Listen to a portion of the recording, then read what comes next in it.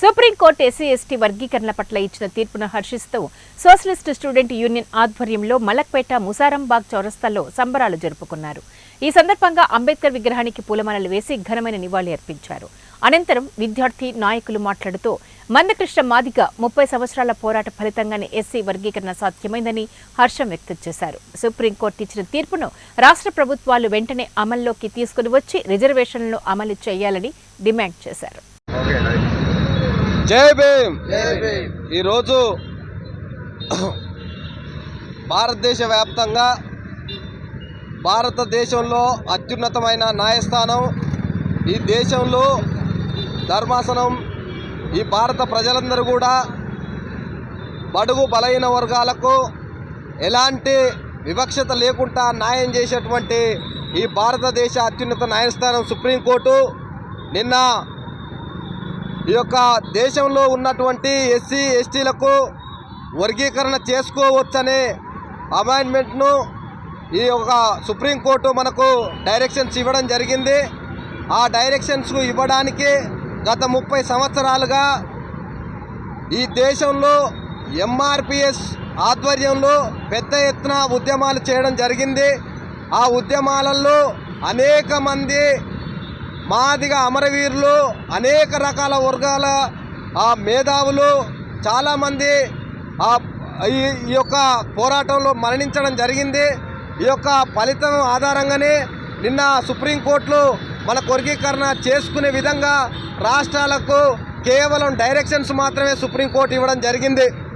నేనేం తెలియజేస్తున్నా అంటే తెలంగాణ సోషలిస్ట్ స్టూడెంట్ అసోసియేషన్ తరఫున మేము బలమైన డిమాండ్ ఏంటంటే ఈ యొక్క దేశంలో అత్యున్నతమైన న్యాయస్థానం సుప్రీంకోర్టు ఏదైతే భారతదేశంలో ఉన్నటువంటి రాష్ట్రాలకు ఎస్సీ ఎస్టీ వర్గీకరణ చేసుకునే విధంగా డైరెక్షన్లతో పాటు భారత పార్లమెంట్లో అమెండ్మెంట్ను అమలు చేసే విధంగా భారత పార్లమెంట్లో అదొక చట్టం, ఒక సవరణ అయ్యే విధంగా పార్లమెంట్లో సవరణ చేసి రాజ్యసభలో దాన్ని ఒక చట్టరూపం చేసి ఈ యొక్క దేశంలో ఉన్న అన్ని రాష్ట్రాలకు కూడా ఇవ్వాలని నేను తెలియజేస్తున్నాను తెలంగాణ సోషలిస్ట్ స్టూడెంట్ అసోసియేషన్ ఆధ్వర్యంలో.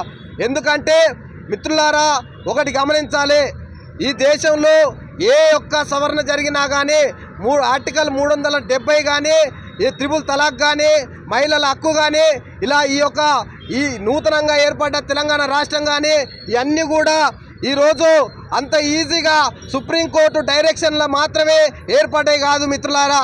కాబట్టి ఏదో సుప్రీంకోర్టు డైరెక్షన్లు వచ్చినాయని మనం ఈరోజు చేతులు దులుపుకుంటే రేపు రాబోయే రోజులలో ఇది ఏ రకంగా మారుతుందో మనం గమనించవలసిన అవసరం ఇదంతా ఉందని నేను తెలియజేస్తున్నా మిత్రులారా. కాబట్టి ఈ దేశంలో ఈ రాష్ట్రంలో ఉన్న ఎస్సీ ఎస్టీ వర్గాలకు చెందిన అందరూ మేధావులు దీని మీద ఆలోచన చేయవలసిన అవసరం ఎంతైనా ఉంది. ఈరోజు సుప్రీంకోర్టు డైరెక్షన్లో మనకు వర్గీకరణ వచ్చినందుకు సంతోషమే, కానీ ఈరోజు దాన్ని భారత పార్లమెంట్లో రాజ్యసభలో దాని అమెండ్మెంట్స్ చేసి దాన్ని మనము ఒక చట్ట రూపంలో చేయకపోతే రాబోయే రోజులలో ఏదైతే వర్గీకరణకు వ్యతిరేకంగా పోరాటం చేస్తున్న ఏదైతే నాయకులు వాళ్ళు పెద్ద ఎత్తున మళ్ళా గతంలో 1997లో వర్గీకరణ ఈ యొక్క ఆంధ్రప్రదేశ్ రాష్ట్రంలో చేసిందనే విషయం అందరికీ కూడా తెలిసిన విషయమే. కాబట్టి అప్పటి ముఖ్యమంత్రి నారా చంద్రబాబు నాయుడు గారు వర్గీకరణ చేసిన విషయం మీకు తెలుసు. మళ్ళా తిరిగి కాంగ్రెస్ పార్టీ అధికారంలోకి వచ్చినాక ఆ యొక్క వర్గీకరణను భారత సుప్రీంకోర్టులో కొట్టేయడం జరిగింది.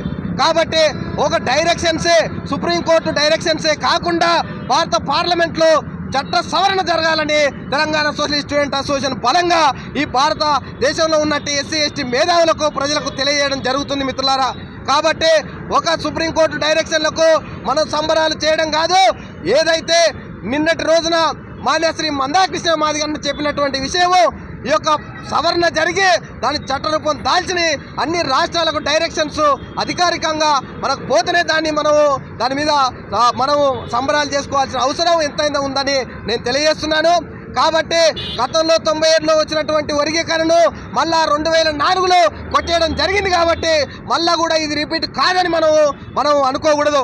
కాబట్టి ఏ మాత్రం అవకాశం ఉన్నా కానీ మళ్ళా కూడా ఈ యొక్క ఏదైతే డైరెక్షన్స్ ఉన్నాయో మళ్ళా కూడా ఇక్కడ ఈరోజు మాల నాయకుల ఆధ్వర్యంలో ఢిల్లీలో పెద్ద ఎత్తున పోరాటాలు చేయడానికి వాళ్ళు బయలుదేరారు. వాళ్ళు ఎంతటి పోరాటానికి కూడా సిద్ధపడతారు కాబట్టి వాళ్ళు ఎంత పెద్ద పోరాటానికి కూడా పోతారు కాబట్టి ఖచ్చితంగా సుప్రీంకోర్టుతో పాటు భారత పార్లమెంట్లో సవరణ చేయాలని మరొకసారి తెలంగాణ సోషలిస్ట్ స్టూడెంట్ అసోసియేషన్ ఆధ్వర్యంలో తెలియజేసుకుంటూ మరొకసారి ఈ యొక్క వర్గీకరణ విషయంలో పెద్ద ఎత్తున పోరాటం చేసినటువంటి ఎంఆర్పిఎస్ నాయకులకు మరియు ఎంఆర్పిఎస్ ఆధ్వర్యంలో అనుబంధ సంఘాల నాయకులకు అందరికీ కూడా మరొకసారి పేరు పేరున సామాజిక ఉద్యమ నమస్కారాలు తెలియజేసుకుంటూ జై భీమ్, జై భీమ్.